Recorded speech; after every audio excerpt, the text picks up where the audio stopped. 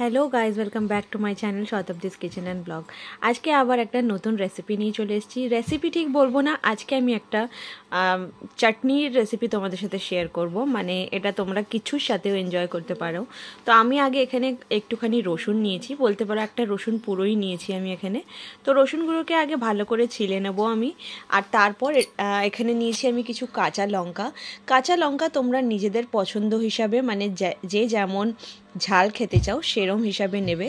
আর সাথে নিয়েছি এখানে কিছুটা টমেটো। আর টমেটোগুলোকেও সবগুলো দেখতে পাচ্ছ আমি লম্বা লম্বায় যেমন কাটছি এরমই। তোমরা চাইলে টমেটো দিতেও পারো বা স্কিপও করতে পারো, বিকজ এটাতে আমি পরে দই ইউজ করব, তো তাই জন্য। তো ধনেপাতা আমার কাছে একটু অল্পই ছিল, তো তাই জন্য অল্প ধনেপাতা দিলাম। তোমরা চাইলে আর একটু বেশি ধনেপাতা ইউজ করতে পারো। তো এগুলোকে সবগুলোকে ভালো করে আমি ধুয়ে কেটে নিয়েছি। এবার আমি এগুলোকে করব একটা মিক্সারে ভালো করে ব্লেন্ড। তো এগুলোকে ভালো করে মিক্সিতে ব্লেন্ড করার পর একটা পেস্ট মতন হয়ে যাবে। আর আমি কিন্তু এটাতে একটু জল ঢালিনি, বিকজ এটাতে আমি টমেটো দিয়েছি, তো একটুখানি এটাতে টমেটোর যে জলটা আছে ওটাতেই এটা পেস্ট হয়ে যাবে ভালো করে। তোমরা চাইলে এটাকে একটু জাস্ট একদম অল্প জল দিতে পারো, বিকজ এটাতে জল না দিলেই ভালো। এটার যে গ্রেভিটা হয় এইরকম টাইপেরই ভালো লাগে, মানে চাটনিটা। তো কেউ কেউ এর মধ্যেই মশলা বা মানে নুন মশলা যা দিয়ে খেতে পারে, বাট আমি এটা একটু আলাদা টাইপের বানাচ্ছি।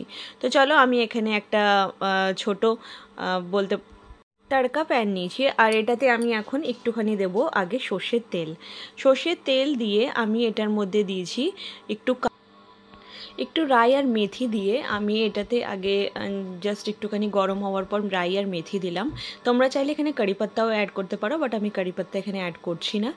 আর এগুলো দেওয়ার পর যে আমি পেস্টটা বানিয়েছিলাম সেই পেস্টটা একদম মানে আঁচটা একটু কম করে এটার মধ্যে দিয়ে দেবো, নালে কিন্তু এটা অনেক বেশি ছিটবে।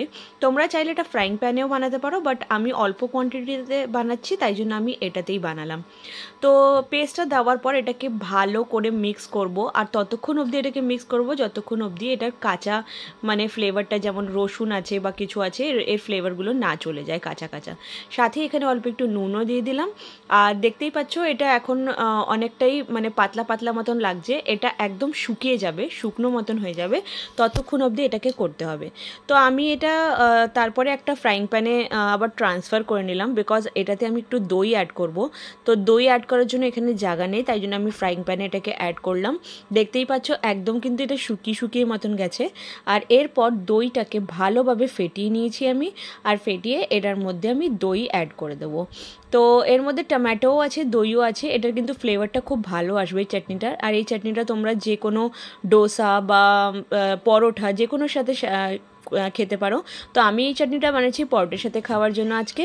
আর রসুনের ফ্লেভারটা একটু বেশি ভালো লাগে এটাতে, আর তাই জন্য বলেছিলাম রসুন একটা পুরো রসুন দিলে তারপরেই ভালো লাগবে। তো দেখো, দেখতেই পাচ্ছ কতটা জল শুকিয়ে গেছে এটা। আর আমার এখানে চাটনি একদম রেডি হয়ে গেছে। তো দেখো কতটা সুন্দর লাগছে। আমি একটুখানি গ্রেভি মানে জলটা একটু রেখেছি, তোমরা চাইলে এর থেকেও বেশি শুকাতে পারো। তো এরপর আমি এখানে বানালাম পরোটা। আর আমি এটাকে আজকে পরোটার সাথে সার্ভ করব।